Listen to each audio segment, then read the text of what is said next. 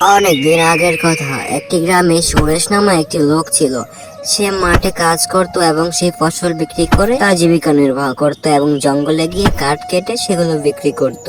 এমন একদিনের কথা, সে কাঠ কাটার জন্য জঙ্গলে যাচ্ছিল। সে জঙ্গলের ভিতর দিয়ে হেঁটে হেঁটে যাচ্ছিল, কিন্তু তখন আরে, সামনের এই গাছটা দেখছি অনেক বড়।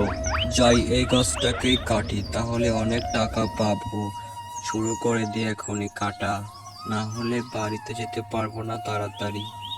এই বলে সে কাঠ কাটা শুরু করে দেয় এবং সে অনেকগুলো কাঠ কেটে ফেলে।